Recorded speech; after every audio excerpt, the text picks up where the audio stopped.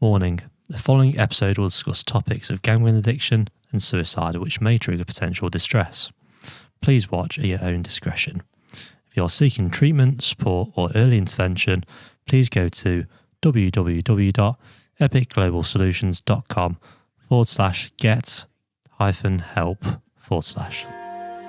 Gambling addiction, was it a long time before? I started gambling when I was 14, so my dad liked to have a bet on the horses and he still does. He likes to have a bet, he's got total control.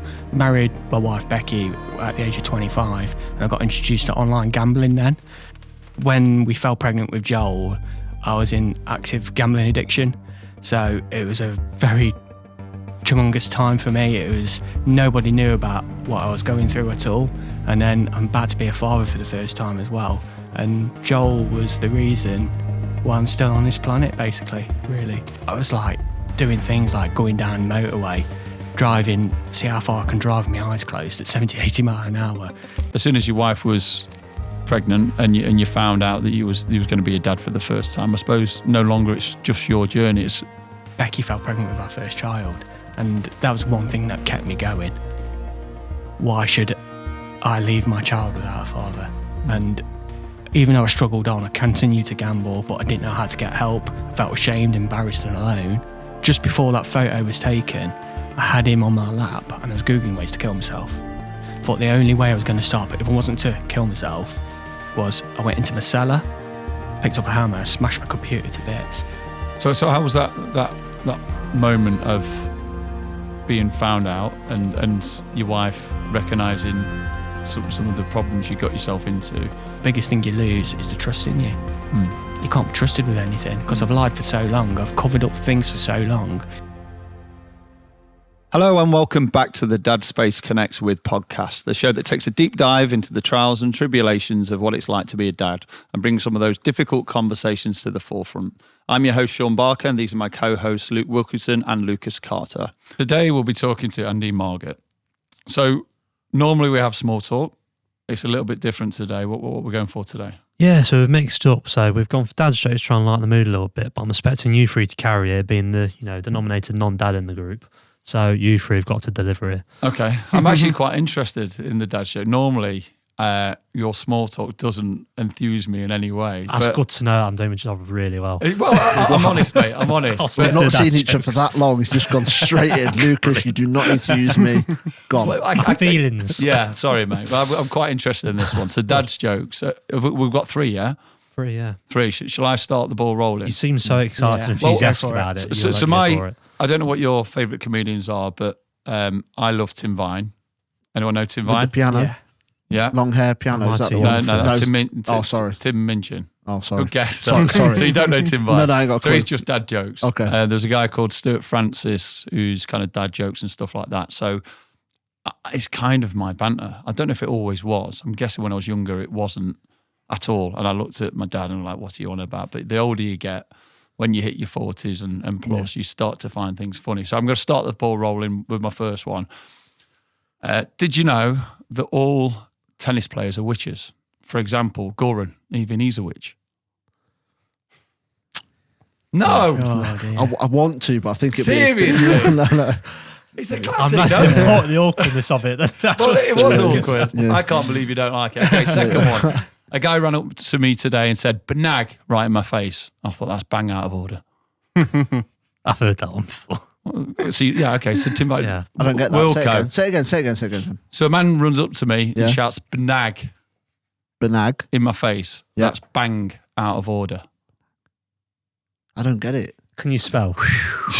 You got a piece of paper? I ain't got a pen. Well, this is desperate times. I'm struggling here. Should we go edit and just laugh? So I'll just put some fake laughing sounds on there. My final one, I want to dedicate this joke to my dad, who was a roofer. So, Dad, if you're up there.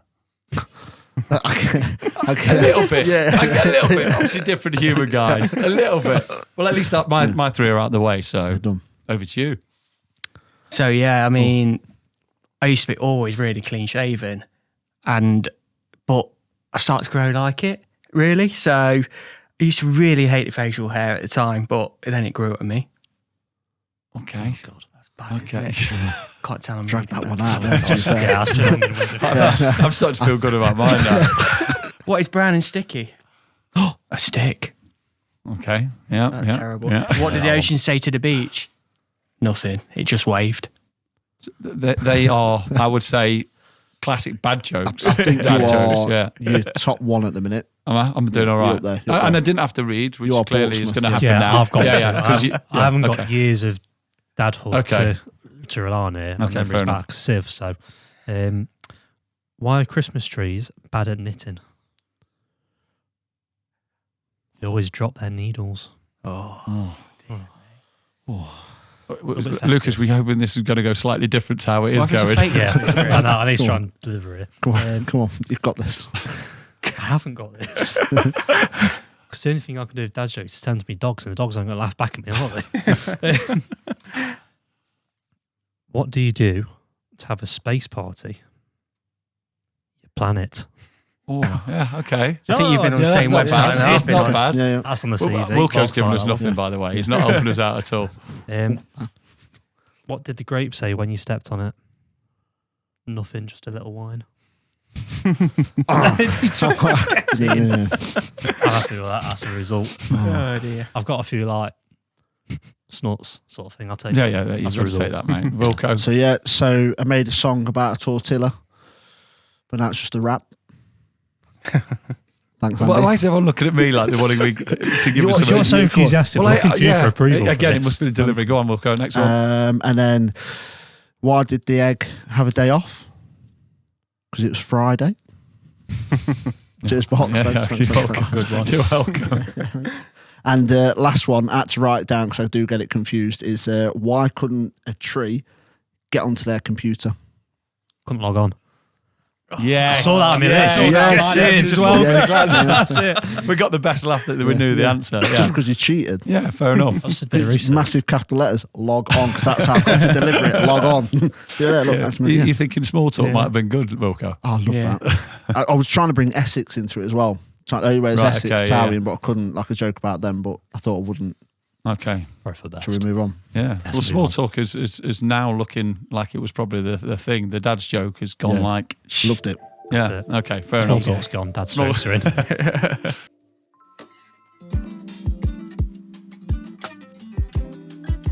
At Connected, we provide free perinatal peer support for parents across Derby. We have an absolutely fantastic team of volunteers who do 6 months of training to provide one-to-one and group support to parents across the city. The groups are bump to babies groups and dads groups where parents can come along, meet other parents with their children, share their struggles and successes of parenthood, have a hot drink and a biscuit or two, and generally get looked after. They're not like your stereotypical mum and baby groups where you go to do something with your baby. It's very much a focus on the parents and getting support. We recognise that dads quite often get overlooked during the stages of pregnancy, birth and beyond. So as well as Dad Space that we do with Derby County Community Trust, we're looking to expand the offer for dads in Derby so that they can access more support during that time.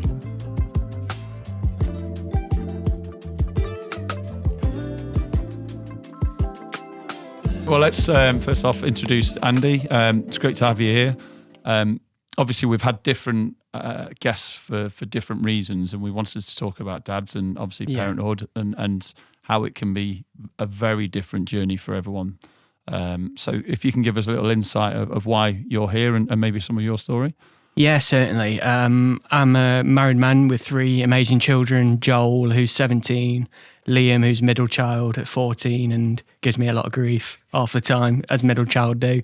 And I've got my daughter Lucy, who's 11 as well. So been a dad for so long and I've learnt so many different things over the time as well. Previously to that though, when we fell pregnant with Joel, I was in active gambling addiction. So it was a very tremendous time for me. It was, nobody knew about what I was going through at all. And then I'm about to be a father for the first time as well. And Joel was the reason why I'm still on this planet, basically, really. So, yeah. So was the gambling addiction? Was it a long time before? Was it shortly before? No, I mean, I started gambling when I was 14. So my dad liked to have a bet on the horses, and he still does. He likes to have a bet. He's got total control, and I kind of followed suit. So back in the 90s, I could go and walk in a bookies with no ID. That's the way it was back then. Even like when you go and get served for a beer or something like that. And I gambled on things I understood. I was absolutely comfortable with. Football and horse racing. I knew what I was doing. I was absolutely fine, no problems whatsoever. Then married my wife Becky at the age of 25, and I got introduced to online gambling then. And I started playing poker online and got a massive win. And I can safely say that was probably the worst thing that ever happened to me, because within the space of a year of that big win of £5,000, I got £65,000 of debt through online gambling on things I didn't understand. And at that point of when I was at such a low ebb, I was taking crazy personal risks for my own life. And I was like doing things like going down motorway, driving, see how far I can drive with my eyes closed at 70, 80 miles an hour, thinking I just want to get wiped out. I don't want to be here anymore. I wrote out suicide notes, thinking about taking my life, but Becky fell pregnant with our first child, and that was one thing that kept me going. Why should I leave my child without a father? And even though I struggled on, I continued to gamble, but I didn't know how to get help. I felt ashamed, embarrassed and alone. Having that child there was like something to grab hold of to keep me alive, basically. So I suppose your journey, was it obviously you was introduced to gambling at a younger age. You say about your first win being a kind of a catastrophic moment. Yeah. You know, it should be, I suppose, if you're a gambler, the elation of winning and winning a big prize, then you talk about that being the worst point for you. So that's your journey. Yes. As soon as your wife was pregnant and you found out that you was going to be a dad for the first time, I suppose no longer it's just your journey. It's a collective. It's a family thing. Yes. So did that put more pressure on you to kind of get yourself kind of help, or did it take a long time before you? It took a long time because I needed to be ready to be stopped, because I saw the only way out of all my problems in my mind was gambling. All those feelings of stigma, all those feelings of like self-depreciation. I was compulsive, I was angry, I was evil, I was a horrible person. But the reasons I gambled was to get away from that, being that person. It was like my safe space. But also as well, it was causing all my problems. So it was like the cure and the cause for me. Yeah. So it took me a while. I got to the point where my day of my last bet's the 14th of April 2007, but Joel was born about 3 weeks previously to that. And there's a photo of me on the socials. You see it on Twitter or X or whatever you want to call it now.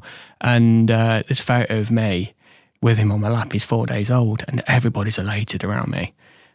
My mum and dad being grandparents for the first time, my wife being a mum for the first time. It should have been the happiest moment of my life, but I was at my worst. And just before that photo was taken, I had him on my lap and I was Googling ways to kill myself. I was just gone, and I couldn't tell anybody about it. I didn't know how to get help or anything. And I still remember vividly my day of my last bet. It was 4:30 a.m. Just lost another £600 playing poker online. Thought the only way I was going to stop it, if it wasn't to kill myself, was I went into my cellar, picked up a hammer, smashed my computer to bits. And I remember Becky comes running downstairs. She goes, "What are you doing? You're crazy. You're mad. What's up?" I even lied about that. Right. I was like, "Oh, the computer's broke." Well, to be fair, it wasn't. I made sure of it. But for about 6 weeks, I didn't get any help. I was like climbing the ceiling, didn't know how to be a father. I was totally spaced out. I was just totally switched off from life in general. Even though I was a dad, I was just a dad in name. Yeah. I wasn't a dad in like person, basically. I wasn't helping out or anything.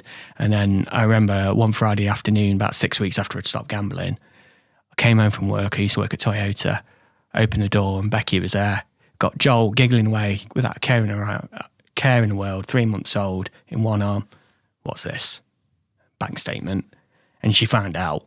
And for the first time in 2 years, I told the truth about absolutely everything. And this is where, as you say, introduced them to my world at that point. So how was that moment of being found out and your wife recognising some of the problems you got yourself into, was it a relief? Yeah, exactly. A moment of finally everything just came off my chest, and I was like, but I soon realised I passed it all on to her, and then my family as well. The biggest thing you lose in addiction, and like obviously being a dad and everything's one, but biggest thing you lose is the trust in you. You can't be trusted with anything because I've lied for so long. I've covered up things for so long, and it got to the point where I had to be found out. And my life changed forever from that moment. Yeah. I knew I needed to get help to keep the relationship with my wife, keep the relationship with my son as well. I mean, he was 3 months old. She had every reason to kick me out. And I gave her plenty of times over the time when I was in early stages of recovery as well. But it was, as a dad as well, I mean, I think I felt the failure for him, but I wouldn't be actually around anymore. If I wasn't killing myself, are we going to get divorced? Am I going to see him every time? Am I going to be a part-time dad? And all them things kept whirring around in my head as well. So it was 3, did you say 3 months after your lad was born that this kind of come out? Give us an idea of your first couple of years, because we've mentioned before in previous podcasts about the first 2 years, about some of the difficulties that a dad has for his firstborn, and in terms of stress, in terms of concern of money, in terms of lack of sleep, socialising, all those things happen to maybe a dad just for his experience that probably not struggling with your addiction and those difficulties that you face for yourself. Give me a little idea of how the first couple of years went after the 3 month period of realising. I mean, obviously for the first 2 years, in terms of just talking from a recovery sense, it's pure abstinence. I had those feelings of gambling all the time. For my wife, I was like another child to her.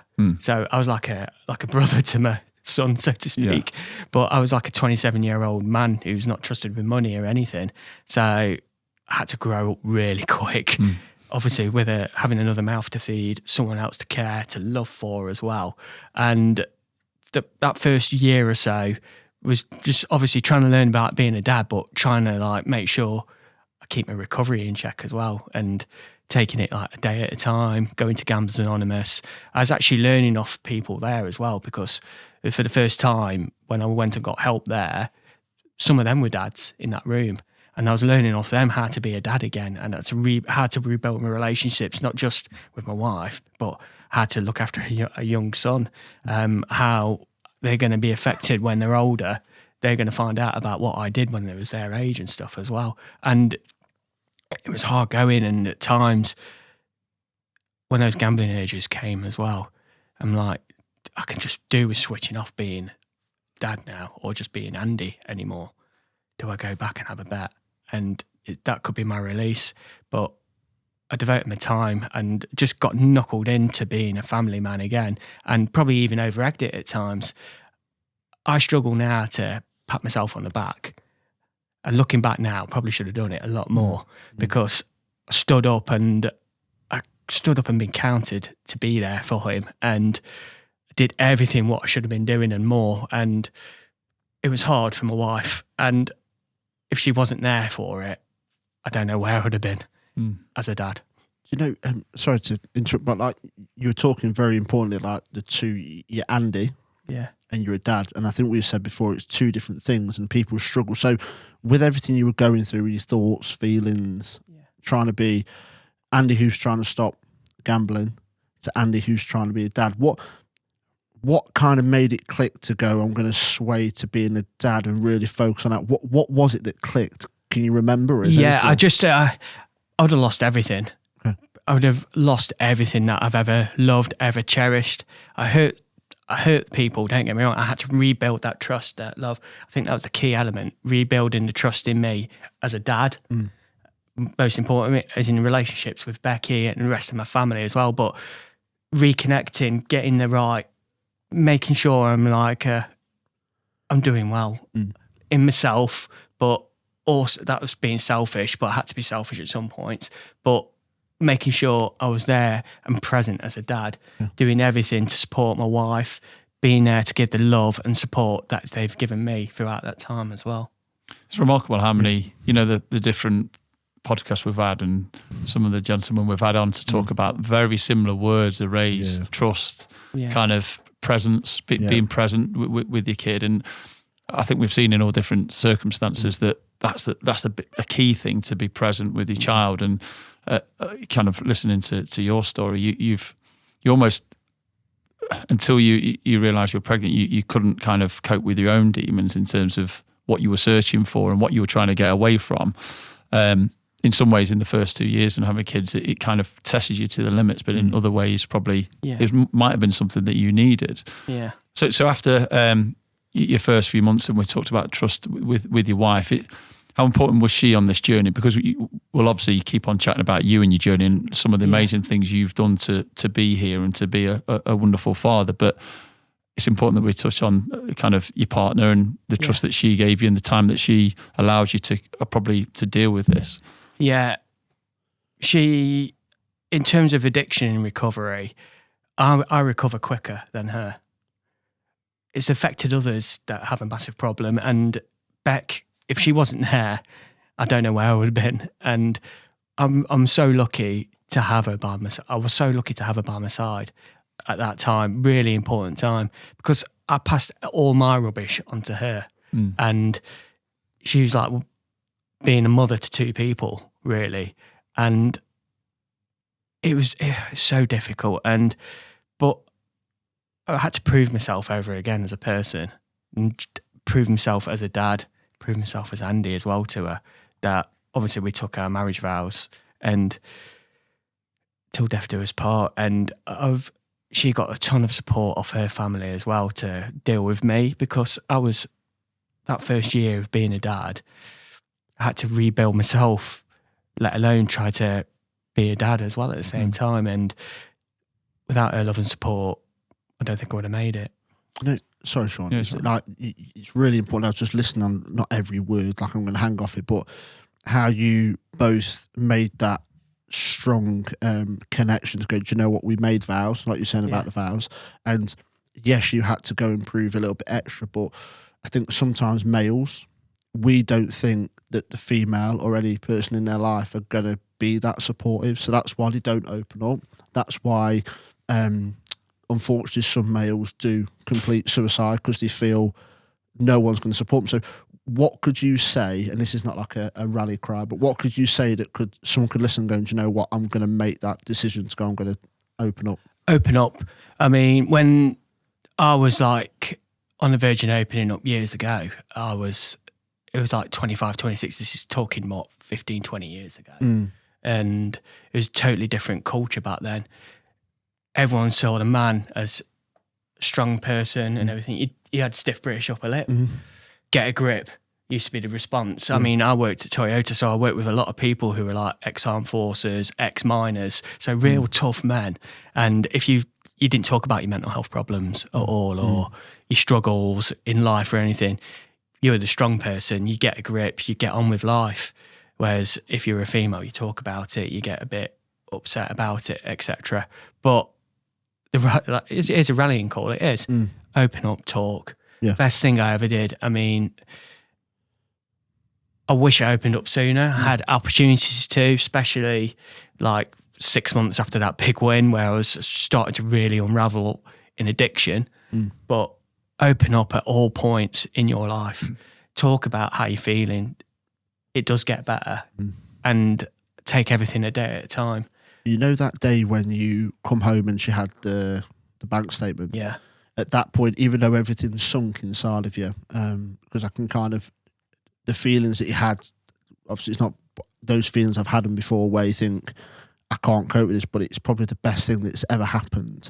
And sometimes you have to go through those feelings to understand that there's a end in sight, if that makes sense. That's until correct, you've had that feeling, it's that release. It was a total relief when she found out.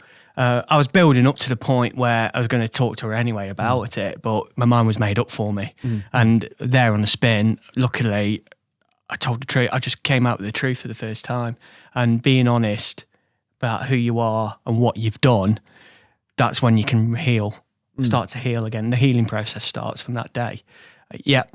I know people who's in addiction who are dads as well, who have relapsed, but they've talked about it instead of hiding it and trying to like get the help you need and stuff. So it's vital that you talk about how you're feeling.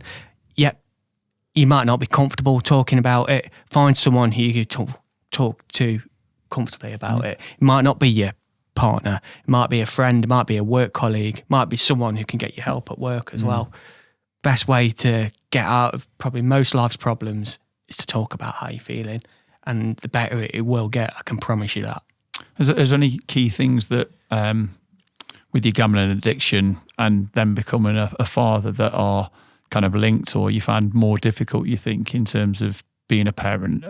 You know, I'm guessing you feel a pressure of making sure you do everything right. Does that help with kind of parenting because you've got to focus?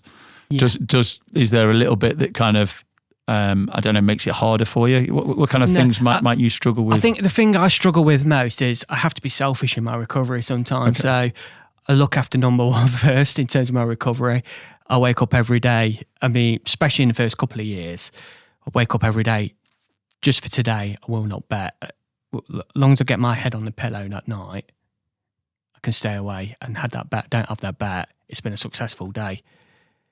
Building up being a father, that you learn on the job, basically. You do, don't we all? Yeah. But I had to be selfish. I had to probably park that away a bit from everybody else, make sure I deal with them feelings and stuff. And I took advantage of Becky a hell of a lot to talk about how I was feeling. If I had urges to gamble, I need to talk to you about this, even when she was trying to be parent as well at the same time, and not probably thinking about her own recovery as well from what I've done as well. So it's quite difficult to probably say, I did separate from my own recovery from being a dad as well. I think the dad part was probably, in a way, easier for me, especially in those early months and years. Yeah, so I suppose that if you love yourself a little bit and you start to kind of look after yourself, again, we've mentioned in previous podcasts about just be selfish at times. Yes. Nothing wrong with that, being a parent, being a dad.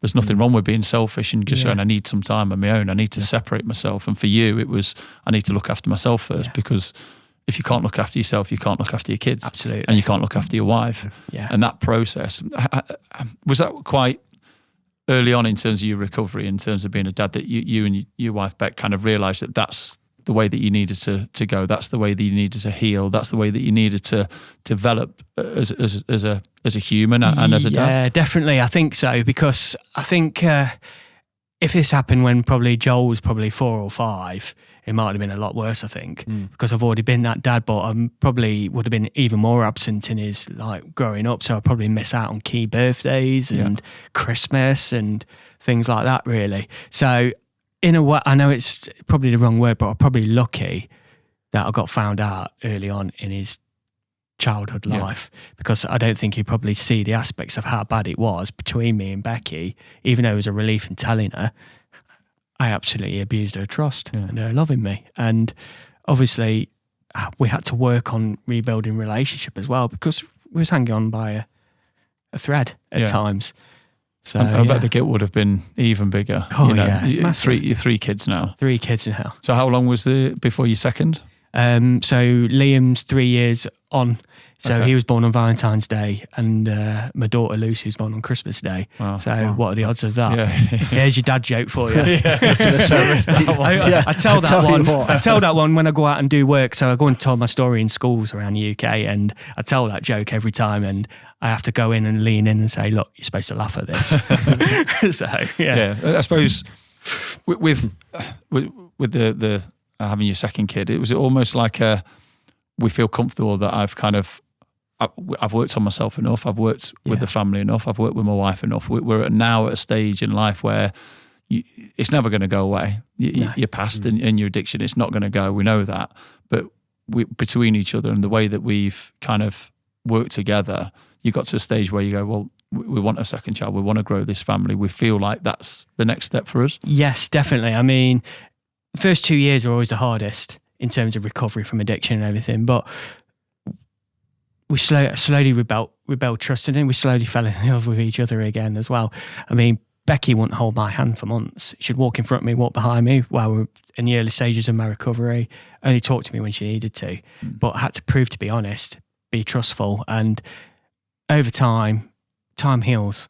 And I kept going to my meetings, kept learning a lot from the Gamblers Anonymous meetings. There's a big saying that we have in there, learn to listen, listen to learn. And I learned to listen to her a hell of a lot. And slowly but surely, the relationship rebuilt. And we got to the point where we wanted to give Joel a brother or a sister. And we wanted to grow our family and have that happy family, that great little thing that we can have. Yeah, I suppose for you guys working with Dad Space, you know, the connections with, even if they're not friends beforehand, but that openness, that trusting kind of environment must be huge for dads, whatever age, whatever circumstances they've had before. Yeah, I think it does, like you said, when you say talk to someone, it doesn't have to be someone close to you. I think that's kind of what the beauty of the groups bring, is that it's a group of like-minded people. So when you enter that room, it's a group of dads. And you can know what you're saying is safe in that room, and you're going to get the response of 3, 4, 5 other dads. Yeah. They've all got completely different experiences, but can all totally resonate and understand what you're saying. I think it ties in really well with what you said about sharing someone. It doesn't matter who it is. Yeah. I mean, within reason, but... Yeah. I mean, I probably got a lot of it out of being... I think... I learned a lot about being a dad in those Gamblers Anonymous rooms, because I was with other dads and they were talking about how they were as a dad and how they rebuild their relationships and what they talked about and how open they were as well. So I could totally relate to what you're saying, Lucas. Yeah. And does it does the confidence grow when you hear other men with similar kind of problems and similar situations? You know that you're not alone and that it happens to anyone. Exactly. It can happen to anyone. I mean, the stigma comes away as well. So you don't feel ashamed, you don't feel alone, you don't feel embarrassed, you don't think you're the only one. And you listen to others, however hard it may be for them at that particular moment in time. They might be sharing something really personal, really awful. It's helping you as well. And that's probably where the selfish element comes in as well. And probably taking part of like being a dad from him now, I can like probably relate and be a dad better because of what he's just shared. Yeah. So how you manage it. Let's talk about how you manage it. So we've had obviously the first couple of years that you talked about addiction being the most difficult time. And obviously we've picked up on that the first couple of years of being a dad is the most difficult time. So they sync together and you got through that. But you must have like ways of managing kind of your natural addiction of gambling and how you manage kind of being a dad and having all these emotions. Give me like a little insight of the little things that you might do to kind of, I don't know, make the best of yourself and feel, you know, present like you've talked about before. Yeah, I mean, I'm a lucky guy. So over the time I've built up like the courage to speak out even more about my addiction. But I've talked about being a dad in the past as well. It's just about really opening up. Really, I mean, I'm lucky to do the job that I do, talking openly. I talk openly about my family. I also make sure I'm always present at anything really important with my children, be it parents' evening, be it at my daughter's dancing, be it my lads' football. I ferry him about all weekend, every weekend for the lads' football, and I adore being there and present for them. But I also have those, especially with my two boys. Joel, my oldest, has grown up with it all his life. And I remember coming out to him talking about my life. All three of my children know my story, various elements of it. Joel and Liam especially, probably most of it. And I think it's quite cathartic for me, but it also helps them understand how I was back then as a dad compared to how I was now. So it kind of like, every time they ask about something about being a gambler back in the day and stuff like that, I'm honest with them. I think being totally transparent is the key point for me as a dad, and about how I'm feeling, what I've done in the past, and what I plan to do in the future as well. Was there an element of shame, you know, when originally, because you talk about you wanting to talk with your kids and let them know, you must be almost, I don't know if it's past it, but comfortable saying this was my journey. Yeah, this is who I was. This is who I'm not anymore. I was probably worried for him in a way that obviously I'm quite well known with my story. put it out there. I've been in media before and stuff, sharing my story, and I was probably worried by the fact that their peers, their people who they went to school with might know about it and stuff. And I think I needed to sit them down, talk about it. And I think what's positive nowadays compared to probably say 15, 20 years ago is kids are more accepting. They're resilient. They're resilient people now. They're so much more resilient than they probably ever have been. And it's amazing because some of Joel's mates, some of Liam's mates have messaged me and say, you're really great and everything. And for a kid to come out and say that, I mean, even when I go and do talks in schools as well, some of them are so brave to come up and talk to me openly and ask questions about not just being a gambling addict, but about my journey as a dad. And they talk about my sons, because I talk very extensively when I do my shares about my family, and they talk about how did it affect them and stuff. And honestly, the bravery of people astounds me. I think that's the word bravery is quite key, is that men don't think they're brave for opening up. So when you're doing your talks now, how do you try and get someone to see how brave you were? Open and transparent again. I mean, there's no holds barred. I'm not offended by anything what people say. I've been labelled all sorts of different things: problem gambler, gambling addict, compulsive gambler. It doesn't really bother me, the label at all. But it's how I open up to them and say, look, it's okay to talk. I give them every cliche under the sun. A problem shared is a problem halved. It's not weak to speak. We all know them all. They're all cliches, but they all ring true. And I emphasise the importance of them. It is brave. It is okay. It's okay to have problems. We all have problems. And isn't that the key thing as well, is that we talk about being a dad, and it's okay for not everything to be perfect. It's all right for things to go wrong. And quite clearly, Andy, there's a point where you felt this is going really in the wrong direction. I don't want it to go in.